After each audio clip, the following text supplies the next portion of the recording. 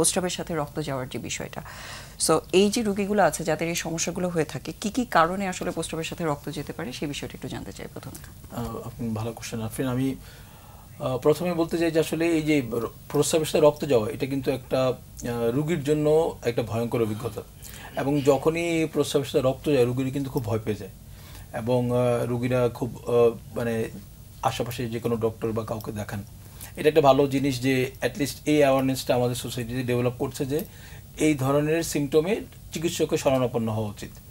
তাহলে আমি একটা সিনের কথা বলছি, কিন্তু আসলে এই কারণগুলো যদি আমি দেখি, হ্যাঁ, হেমাচুরিয়ার কিন্তু অনেকগুলো আছে। একটা হলো যে ছোট গ্রুপে হয়, পিডিয়াট্রিক গ্রুপ, মানে হলো বাচ্চাদের মধ্যে হয়। আর একটা হলো বয়স্ক লোকদের ক্ষেত্রে হয়। আবার একটা হতে পারে যে মেল এবং ফিমেল।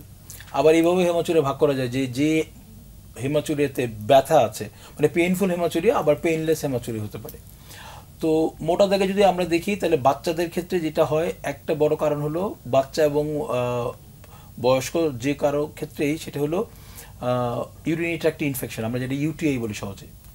তো এই যে ইউরিনারি ট্র্যাক্ট ইনফেকশন হচ্ছে, এটা একটা বড় কারণ যে ইনফেকশনের জন্য কিন্তু হেমাচুরিয়া হতে পারে।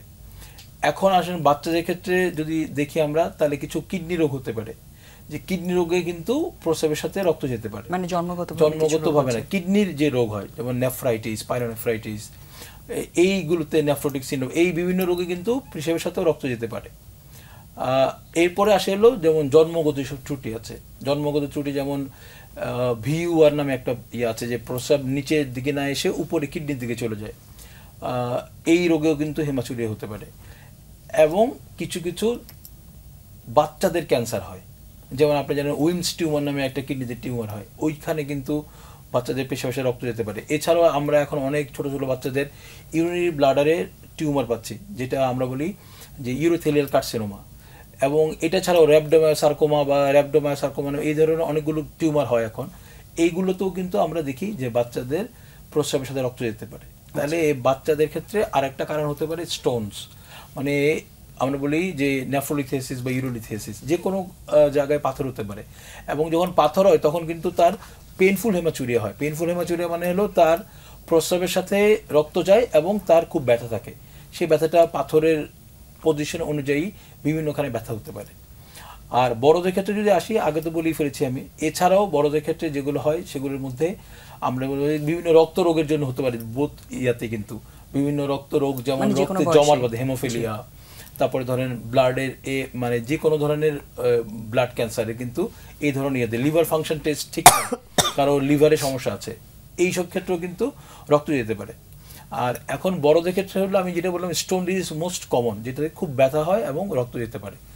এছাড়া যেসব কারণ আছে এর মধ্যে বড়দের ক্ষেত্রে ক্যান্সার একটা বড়তম মানে বড় কারণ, যেমন মূত্রথলির ক্যান্সার, আমরা ইউরোথেলিয়াল কার্সিনোমা বলি, মানে কিডনিতে ক্যান্সার হচ্ছে না, আরসিসি হচ্ছে, এইসব জায়গাতেও কিন্তু রক্ত যেতে পারে। তো এইটা একটা বড় জিনিস যে যখনই প্রস্রাবের সাথে রক্ত যাবে, আপনার হেমাচুরিয়া বলছে আমরা, তখনই কিন্তু একজন চিকিৎসকের শরণাপন্ন হবে, এবং সবচেয়ে ভালো হয় একজন ইউরোলজিস্ট বা নেফ্রোলজিস্ট দেখালে।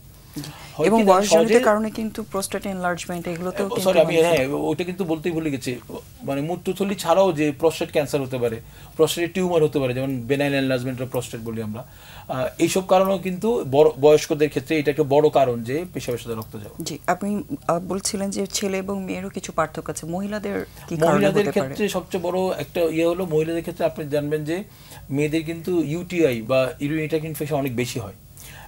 এবং এই ক্ষেত্রে দেখা যাচ্ছে যে মেয়েদের যে ইউটিআই বিষয়, সেই সাথে কিন্তু অনেক সময় মেয়েদের রক্ত যেতে পারে। এছাড়া আরেকটা অনেক সময় হয় আমাদের, যেমন যখন মেয়েদের মাসিক চলতে থাকে, এই মেনস্ট্রুয়াল সাইকেলে অনেক সময় দেখা যায় যে ইউরিন পরীক্ষা করে অনেকে নিয়ে আসে আমাদের কাছে, এটা থেকে ফলস একটা রিডিং দেয় যে মেয়েদের ক্ষেত্রে মনে হচ্ছে হেমাচুরিয়া, কিন্তু আসলে এটা মেনস্ট্রুয়াল সাইকেল চলছে কিনা এটা কিন্তু অবশ্যই আগে কনফার্ম হয়ে নিতে হয়।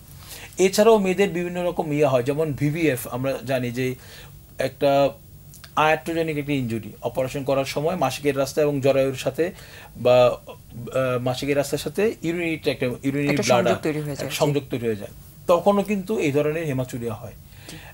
সুতরাং মেয়েদের ক্ষেত্রে কখনো কখনো এই যে স্পেশাল জিনিসগুলো বললাম এগুলোর ক্ষেত্রে কিন্তু হেমাচুরিয়ানিও প্রেজেন্ট করতে পারে। জি, এন্ডোমেট্রিওসিসের ক্ষেত্রে এটা হতে পারে। এন্ডোমেট্রিওসিসের ক্ষেত্রে হতে পারে। জি, তার মানে মহিলাদেরও কিছু স্পেশাল রোগ থাকে যেগুলোর সাথে এরকম হেমাচুরিয়া বা প্রস্রাবের সাথে রক্ত যাওয়ার উপসর্গ হতে পারে।